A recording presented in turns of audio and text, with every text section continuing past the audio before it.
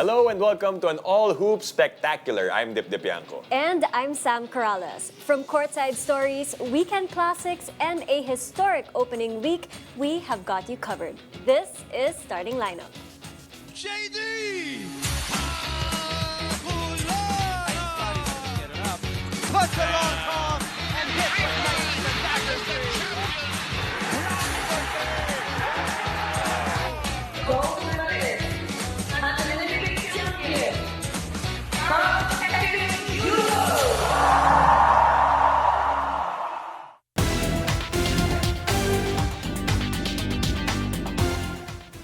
The PBA 50th started off with a solid opening week filled with upsets, shockers, and debuts. And here to talk about them is a good friend of mine and a really good friend of Sam here on the show, Diego Daya Jegs. Pag-usapan natin ng solid opening weekend and the coming days for PBA.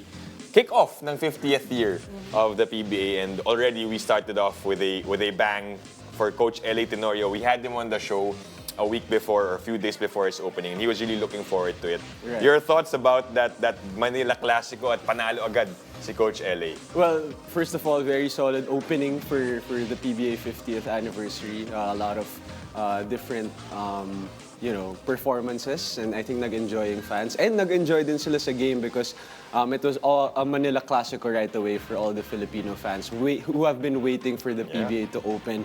And first of all, congratulations to Coach L.A. First game as a head coach, first win, and to make it special, it was against his former team, Right. Ginebra, against Coach Tim Cone. And, in the interviews, Coach L.A. was like, it's going to be very special because it's against Ginebra, against Coach Tim. But on the other side, Coach Tim was like, this is just one of the normal games that I have. Yeah. LA will remember this, but Coach Tim, it was just, he'll forget about that game because, they have to prepare for the next ones. But it was an exciting matchup nonetheless. Yeah. You know who else will remember that game? Like the young people who just entered the team, of course. Zave Right. Lucero already stepping up. He had 17 points in that game. What did you think of Zave Lucero, a former Fighting Maroon as well? Right. I think Zave has been comfortable in the PBA already from his first few conferences in the PBA. And then now signing a new contract with Magnolia. And Coach L.A. had something to do with that. He spoke to Zave, telling him that, he's going to be the future of this team. And it just goes to show why he is the future of this team, because he's been doing a little bit of everything. 17 points for him, and he just fits this Coach L.A. system for Magnolia. He can shoot it from the outside. He's a great defender using his length. He's very athletic. And, he's such a basic player. Not a lot of fancy moves, but very effective. Something that Coach L.A. for sure harps about in his team. Speaking of young players that Sam mentioned, we have to talk about Jerome Lastimosa. For This sure. is a guy that probably will benefit a lot from Coach L.A. being a point guard. At sama mo na rin si Javi GDL who made his debut after playing abroad just a few months ago. Well, it's good to see that Coach L.A. right away, he's trusting his young bucks in Magnolia. And kitang-kita yung bagong identity right away for this Magnolia team. We've seen Coach Chito Victorero with them for more than 10 years already. And then now, pagpasok ni Coach L.A., you know what? I'm gonna trust the young guys. That's what he's doing right away. Yeah. Obviously, Pauly's still there, guys like Mark Baroka, but it seems like their role now is to guide these younger guys. And you mentioned Jerome Lastimosa and Javi GDL. Jerome Lastimosa, it seems like he has the ultimate green light right now for Coach L.A. Not just to shoot, but to really handle the basketball. You can see some possessions, he's handling the basketball, maybe half of the whole possession, because Coach L.A. trusts that Jerome will make the right decision. And in that game, he certainly made the right decision. 14 points for him. On the other side, Javi, doing what he does best. Spot up, be that floor spacer for Magnolia. He's been doing that in Korea. Ginagawa niya lang ulit dito. 14 points for him as well. Debut. Welcome back to Javi Gomez-Tulian. I mean, we're so happy for all of them. Lalo na if you get the green light from the coach. Yep. Like, I'm sure it has a lot to do with the confidence, like, with the player. Lalo, since it's the first game pa lang. But you know what else is exciting about the PBA? Another upset, this time between NLEX and the Beermen. So what happened there, Diego? I mean, surprisingly, okay, Bolik's not playing and not available for NLEX for personal reasons, had to fly back home. But you know, when you're going up against a team like SMB, you know, obviously talented, always a championship contender in the All Filipino Cup. Right. Usually, sa start, it's been a trend even when I was still playing that they would kind of be slow at the start, and this is the perfect time for NLEX to try and get a victory against SMB, and that's what they did. Even without Bolik, it just goes to show that they're a well-oiled machine. Even without their superstar, they were able to find ways to score, and what a way to step up Policarpio out of nowhere, top scoring and player of the game for NLEX. 16 points for Policarpio, also Brandon Ramirez. So these also Yep. the young guys stepping up. Should SMB be worried? I mean, it's their first match, but already I mean, that loss, surprising loss for SMB. Yeah, I don't think they should be worried. I don't think the fans should be worried. They're still one of the deepest teams in the PBA. You know, this is just one of those games wherein they'll check the film, see what they have to do better, but then they're still confident that, you know, they're still one of the best teams in the PBA. We see Junmar, who just won another MVP, another you know, best player of the conference, and he top scored for SMB, and that's not gonna change. Junmar will always be the focal point on offense for SMB. How about another surprise? Last but not the least, the debut of Titan Ultra. Your thoughts about that win for them and the beast unleashed once more? 41 points on opening game for Titan Ultra. What a way to introduce yourself to the PBA, a new team. We never, I mean, personally, I didn't expect Titan Ultra to come off the bat right away like that. But I heard, like, you know, they get extra perks for winning this nice first game for them. And it seems like they were all motivated. I mean, 41 points out of nowhere from the beast, Calvin Abueva, one of the few players in the PBA who has done that. And Calvin Abueva, even if at this age, sabi niya, makakasabay pa rin daw siya sa mga younger guys in the PBA. Kayang-kaya pa, no? Yep. So, we're in for a very solid season in the PBA. Lots to look forward to, a treat for all the PBA fans. Thanks, Diego, for helping Thank us you, out. guys. Yeah, on thanks for opening week. coming by, Dieg. Now, from the PBA, we head over to the UAAP right after the break. So stay tuned. You're watching Starting Lineup.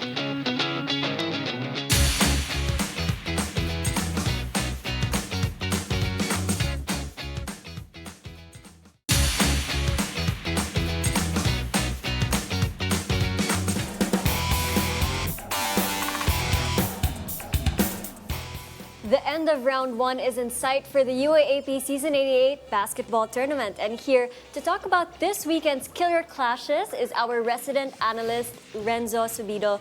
Renzo, welcome back to the show. Congratulations on your coverage last weekend. Thank you. But of course, this weekend, we've got 4 exciting matchups. First, let's talk about Adamson and UE. We all know that these are both defensive teams. So what can we expect from Coach Nash Rosella and Chris Cavina? You know, I think this game is gonna be a low-scoring ball game, especially, you know, these two coaches likes to make those games a bit close to give them a better chance of a fighting chance in the fourth quarter. You know, knowing Adamson, they like to play, you know, half-court sets and then playing defense, and then they're gonna run on the other side and then set new plays. So I think it's gonna be a challenge for UE, how they're gonna be patient, playing defense, half-court defense, making sure they focus on, you know, Montebo and those kinds of players. Medina has been shooting really well from outside. So I think it's gonna be a back and forth game between these two coaches and the team. Yeah, you're right. No, Adamson likes playing low-scoring ball games. So parang pabor sa kanila yan. Yeah. But for UE, they've had a couple of close games this season. So I'm sure they want to break through and finally get that monkey off their backs and get a win in Season 88. That's a game to watch out for. Another one that I want to talk about is the home court naman ng Ateneo Blue Eagles. For the first time after a very long time, babalik ang UAAP sa Blue Eagle Gym, and they're facing the UST Growling Tigers. Just your thoughts about this matchup on Saturday? You know, I think it's gonna be an exciting one, especially both these teams are top in the standings. I think it's gonna be a chess match between Coach Tab and Coach Pido. So I think it's more of a choose your poison in that game. So I think they're gonna double up. Colin Sakoe trying to limit his, his numbers, and then making sure that they challenge those outside shots by UST. And I think it's gonna be a challenge for UST for them to knock down those outside shots. Especially Ateneo has been playing a lot of zone lately, like the 3-2 formation zone, and it's been working really well for Ateneo, and especially Ateneo, who came from a loss last game. They're gonna really look forward to bounce back in that game against UST. Yeah, right after that big win against Lasal, di ba? Natalo sa UP. Yeah. Renzo, you talked about Colin Sakoe. We do know that in his last game, medyo nag-struggle siya. But the games before that, we see that he's very calm. He's really enjoying the game. What do you see for Collins, I guess, in this matchup against Ateneo? Yeah, may babantay ba sa kanya? Nakita mo Can ba? he bounce back? Just like what I said, double team talaga siya. I think hindi lang Ateneo yung gagawa nun. I think almost all the teams in the UAAP. But, ako is a complete package player. He's been, I think averaging close to a 20 points, 20 rebounds per ball game. But I think the challenge for him is his patience. He has the ability to pass, create for his teammates, and when he played against NU, he did a great job doing that. Yeah. But in the fourth quarter, I think he kind of lost his cool. Parang inisip niya, wala pa akong points. So he started forcing things inside, and that's what really hurt them. So I think it's more of, Colin Sakoe knowing when to take over and when to let his teammates take over for the game. Yeah, important for him to stay patient, no, Yeah, and definitely. not really rush his shots. But for the Blue Eagles, what do they need to do in order to bounce back naman from that first loss in season 88? I think it's more of just, keeping that high intensity ball game all throughout the game. I think when they lost in their last game, it's more of they were out hustled. The energy of the opposing team were higher compared to theirs. Because the system is there. They've been executing really well, but in the second half, I think that's where it really hurt them in their last game, where their intensity kind of went down. And I think the physicality also na parang nanibago yung mga one-and-done players for Ateneo. Yeah. Now, how about for LaSalle and NU? I mean, just thinking of these two teams, parang nakakapagod. Because, it's a very fast-paced, ball game for sure, especially with their systems, right? So, Renzo, what will be the key first for LaSalle here? I think that same energy, who's gonna go out first, that same intensity, if they can keep that up all throughout the ball game, especially, knowing Coach Topex Robinson, Coach Jeff Napa, these two coaches really like to, play a high-octane basketball. They like to run back and forth, play defense, and then run on transition. I think so. Who's gonna be able to, keep that energy all throughout the ball game will definitely get that win. Yeah, if I'm not mistaken, in season 87, NU was able to beat LaSalle in round 2. So they have a knack for getting upsets. But this season, we wouldn't call it an upset because they're playing a lot better for Coach Jeff Napa's system. What are you seeing na pinapagana ng NU Bulldogs ngayon na after that loss against UP, they immediately bounced back with a win also in their last game? Even last season, going back, when NU was playing an all-Filipino lineup, right. They were already promising. And, right now, they still have the same lineup, but, with the player, with Omar, they have an FSA who's really a dominant big man inside, a rim protector, and that's a really edge that gave them an advantage here in this season. Yeah. How about for a game that you guys will be covering this weekend, UP and FEU? This is going to be, of course, a game with a lot of guards. And Renzo, you are a guard yourself, right? So what can you tell us about the matchup between, Alarcon and Remogat against Joric Buckets Bautista and love John Ray that. Pasaol? Both these teams really rely more on how their guards create for their teammates, for their making the right decisions at the right time.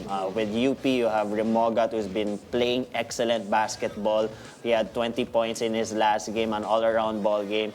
Pasaol, who has been playing really, really well for FEU. He had a game where he almost got a triple-double. So I think right now it's more of who's going to be able to make more stops on the defensive end. Especially both these teams are known for high-scoring guards, fancy guards with Remogat, Alarcon, Bautista, and Pasaol. And I think it's going to be an exciting one. Yeah, both Pasaol and Bautista averaging double digits. Fortunately for UP, Ray Remogat will be playing on Sunday. We heard that news as well, despite having those two unsportsmanlike fouls dahil nga sa bagong ruling. No? But aside from these guys that we mentioned, if you could name X factors for either UP or FU that you think could be a game changer on Sunday, sino yung dapat nating abangan? I think Jacob Baila for UP has been playing, a big role. He might not be a fancy player, flashy, or he might not be scoring a lot, but he's been anchoring the defensive side. He's been playing really well, guarding the best player on the opposing team, and I think he's gonna be the one to guard either Pasaol or Bautista. And for FEU, I think it's gonna be Moncopa. He's been showing out lately. He's been playing. He used to be the finals MVP when he was still in FEU juniors, and right now he's showing what he's capable of and showing what he can bring in the table for FEU. Yeah, I like that. Interesting si X Kirby factors, Moncopa yeah. for FEU. But abang-abang yung games natin this For weekend, of sure. course. In the UAP, of course, Blue Eagle Gym. Yes. Blue Eagle Gym, abangin natin yan. And then on Sunday, we go back to UST. Renzo, thanks for your time. Thank you. And we're ready for another weekend of UAAP basketball. Speaking of, we've got more UAAP when we return this time with some special correspondents. Stay tuned. You're watching Starting Lineup.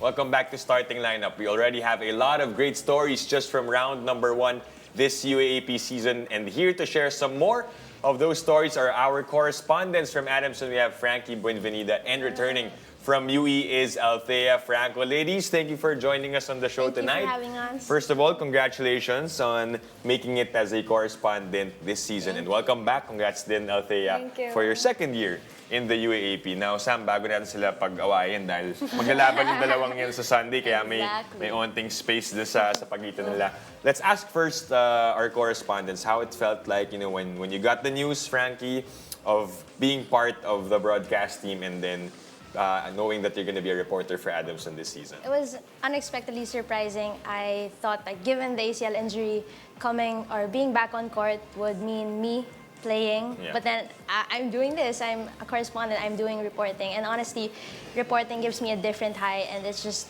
deepens my love for the game.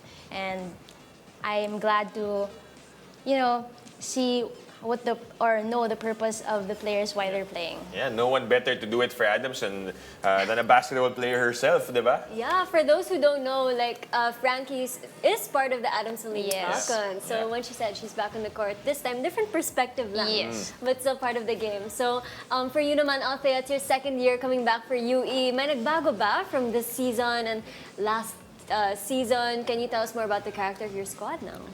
Having the opportunity last season was such a blessing because it's been so long since we've had a homegrown UE courtside reporter. But now, this season is such a blessing. I got to see what they're building last season. And despite the win and loss, I want to continue telling the story of what they're building today, especially that we have a new coaching staff. We have a lot of rookies, and now I've seen together a new culture, something they changed from last season. And despite the standing of 0-4, I've seen how they bounce back and what they're gonna do for their next games. And I'm happy that I get to report that. Yeah, tsaka may mga dikit rin na laban yung UE this season. So maybe on Sunday, kayo na bahala kung sino yung mananalo dyan. But Frankie, let's talk about your team this time for the Adamson Soaring Falcons. There's a lot of character building. Whenever we get to talk to Coach Nash, he's always saying na we want to gate crash, we want to be part of the Final Four. But what have you seen this season 88? Because they're actually competing against top teams, being close with LaSalle, and then also other games with top teams. I think what's very nice to see is that even when they're losing, they're sticking together. They're holding more to each other. And coming from a very successful preseason, I think everyone is seeing Adamson as a threat. And we might be slow on getting to that nickname. But then I believe that knowing Adamson, they're always slow in the first round and then they're gonna gate crash to that second round. So hopefully they're gonna do that this season, and there's a lot more in store for Adamson. I think it's good that they're not showing everything they have now, reserving it when the time is right. May surprise pa, pero you guys made noise when you beat UP in your second game. I wanted to ask you both. I mean, it's almost the end of round one. What's the most interesting story you've told about, an athlete in your team? Let's start with you first, Althea. So recently, we've had, as I've mentioned, a change in coaching staff. Yeah. We've had Paolo Balde, Cabagnot, Argamino. Starting 5 di ba? That's the joke. Starting lineup. Before they started the season, it was like, kapag di kayo nag-perform, kami na lang papasok. So that coaching staff, I've seen, other than Coach Chris, the players, I've always asked them, bukod kay Coach Chris, who do you look up to? Who's your mentor among this starting lineup of 5? Yeah. And they always have different answers. Kasi iba-iba daw yung specialty ng coaches na yon. So now, they're going to apply that to what they're doing. Tapos nakikita ko tuwing breaks, tuwing huddles, timeouts, they go to different coaches kung ano yung gagawin nila sa loob ng court, ano yung changes. It's not just Coach Chris Cavina, it's a whole team. So parang yun yung bagong culture ng UE. And I'm sure if you're a player right now, a Red Warrior, and you have these coaches na you probably looked up to when you were growing up, diba? I'm sure that serves as an inspiration for the UE Red Warriors. Because they can walk the talk, Dip. Oh, tama, di ba? Nandun yung mga idol nila eh. Pero for Adamson naman, you guys have players like Monty Montebon, Cedric Manzano, who's playing his final year. Any interesting fact or story that you've shared or about to share pa lang with us, Frankie? I think aside from doing the courtside thing, I really wanted to show the personalities of the players outside of the court. So I have a vlog called Frankie on the Front Line, and recently I forced them to recreate movie scenes, and then it was really fun because at first they really didn't want to do it, and then when they saw Kenji Cañete, Manu Anabo, Mati Erlon, and me like laughing hysterically, then they said, okay, ano ba yan, game na, and then even Matthew Montebon was saying Tagalog lines, and it was really funny to watch. Everyone was having fun, and I think it's a good way to ease up from the pressure and the tension of the season. Bringing out their personalities, Yes. diba? Off the court. Yes. But who's gonna win this weekend and why? Diretso yung tanong ni Sam eh. Your thoughts Defend siguro. your answer, yes. Bakit UE this Sunday? What are you guys What's the up to? vibe in the training go of ahead. the team Go this ahead. You week? know, ADU and UE, they have a very long history, especially last season. First round, we beat ADU by 1 point, the clutch play of Lingo Lingo. Oo nga, And that's then right. second round, we lost, and then we had that playoff where we lost again. And I think ADU was really the what-ifs, the multo of UE, because it was the game that kicked us out of the Final Four. So that's what we're looking forward to now. How will Welo Lingo Lingo and John Abate prepare for this game? And earlier, they actually went to the Ateneo gym to practice. So I hope na basbasan na ng konti yung floor. We didn't have that. We didn't have that chance. May advantage, but we're looking forward to seeing you guys this weekend. Thank you so much for sharing those stories, and good luck in your reporting duties on Saturday. So we have our UAAP games. Thank you, Frankie and Althea, once again. Just a reminder to invite you guys to watch our UAAP Season 88 men's basketball. We have the Adamson Soaring Falcons going up against the UE Red Warriors at 1:30 p.m. this Saturday, followed by the UST Growling Tigers and the home team, the Ateneo Blue Eagles, at the Blue Eagle Gym. And of course, on Sunday, we have LaSalle versus NU at 1:30, and UP will go up against UP packed at the UST Quadri Centennial Pavilion. All those you can watch on One Sports, on the UAP Varsity Channel, and on Pilipinas Live. Maraming salamat to our correspondents, Frankie Buenvenida for Adamson and Althea Franco for UE. And thank you guys for joining us. I'm Sam Corrales. I'm Dip Dipianco, and this is Starting Lineup.